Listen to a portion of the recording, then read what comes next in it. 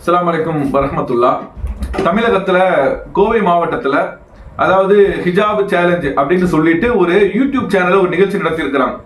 என்ன அந்த நிகழ்ச்சியோட கான்செப்ட்னு கேட்டா, இஸ்லாத்தை பொறுத்த வரைக்கும் பெண்களுக்கான ஆடை ஒழுக்கம் என்று ஒன்று இருக்கிறது.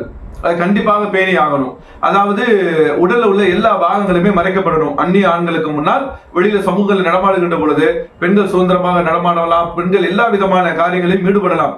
ஆனால் இஸ்லாத்தை பொறுத்த வரைக்கும் பெண்களுக்கு என்று ஒரு கண்ணியமான ஆடையை சொல்லுது. இது போன்று நீங்கள் வெளி சமூகத்தில் நடமாடுங்க. அது என்னன்னு கேட்டா, முகமும் முன்கை மட்டும் வெளியே தெரியணும். இது மாதிரி ஆடை அணிந்து கொண்டு நீங்க போகலான்னு சொல்லுது. அப்ப அந்த அனஸ் என்ற சகோதரர் அந்த நிகழ்ச்சி மூலமா என்ன சொல்றாருன்னு கேட்டா, முஸ்லிம் அல்லாத மக்களிடத்துல இந்த செய்தியை எடுத்து சொல்லி, ஏன்னா இன்னைக்கு பெண்களுக்கு எதிரான பாலியல் வன்கொடுமைகள் ரொம்ப அதிகரித்து நம்மளுடைய தேசம் பயணித்துக் கொண்டு இருக்கிறது. அதுக்கு பல காரணங்கள் இருக்கிறது. அதுல ஒரு முக்கியமான காரணம் என்னன்னு கேட்டா, பெண்களுடைய ஆடையுடைய விஷயம் ஒரு முக்கியமான காரணமா இருக்கிறது.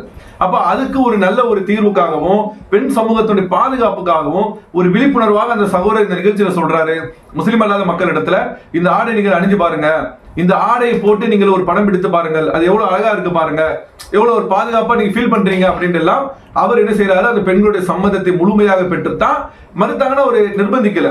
யார் முழுமையாக ஒப்புக்கொள்கிறார்களோ அவர்களுக்கு ஆடை விஷயத்துல மட்டும் பேசுறாரு. இதுல எந்த விதமான மத திணிப்பும் நம்ம செய்யல, யாரையும் மத நிர்பந்தப்படுத்தவும் இல்லை.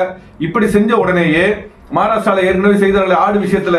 அதே மாதிரி என்ன பண்றாங்கன்னு கேட்டா, சில இந்துத்துவவாதிகள் காவல் நிலையத்தை போய் புகார் கொடுக்குறாங்க. புகார் கொடுத்த உடனே இன்றைக்கு காவல்துறை என்ன செஞ்சிருக்கிறாங்க, அனஸ் என்ற சகோதரரை கைது பண்ணி இருக்கிறாங்க. அவரை இன்றைக்கு கோவை சிறைச்சாலையில ரிமாண்டும் பண்ணி இருக்கிறாங்க.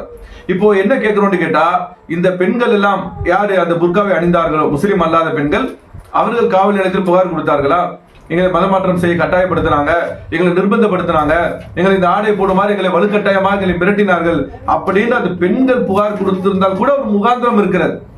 யாரோ ஒருத்தர் 4 பேர் போய் எங்களை மதமாற்றம் செய்யறாங்க, எங்க மதத்தை காப்பாத்துங்கன்னு சொல்லி புகார் கொடுத்த உடனேயே இன்றைக்கு அந்த அனஸ் என்ற சகோதரரை நீங்கள் கைது பண்ணியிருக்கிறீங்க. பொதுவாக காவல்துறையை பொறுத்த வரைக்கும் சட்டத்தின்படி நீங்கள் நடவடிக்கை எடுத்தால் யாருக்கும் வக்காலத்து வாங்க மாட்டாங்க. இவர் அனஸ் என்பவரை யாரும் நம்ம முகம் பார்க்கல. ஆனால் அந்த அனஸ் என்ற சகோதரர் செய்த காரியம் சட்டத்துக்கு புறம்பா இருந்தா நீங்க செய்யலாம். அப்போ இந்த தேசத்துல பெண் சமூகம் பாதிக்கப்படக்கூடிய ஒரு சூழல்ல ஒரு விழிப்புணர்வுக்காக வேண்டி ஆடை ஒழுக்கத்துல இப்படி முழுமையாக பேணுதலாக இருப்பது பெண் சமூகத்திற்கு பாதுகாப்பு என்று சொல்லுவது ஒரு குற்றமா?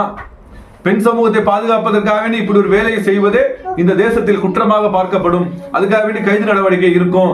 இப்படியான ஒரு சூழல் உண்டாக்குவது என்பது ஜனநாயக தேசத்தில் இது ஆரோக்கியமானது இல்லை. அதனால அவர் உடனடியாக அவர் விடுதலை செய்யப்படணும். இது மாதிரியான இந்துத்துவ சக்திகளுக்கு எல்லாம் அடிபணிந்து போவதை முட்டாக காவல்துறை விட்டு விலக வேண்டும் என்பதை கோரிக்கையாக வைத்துக் கொள்கிறோம்.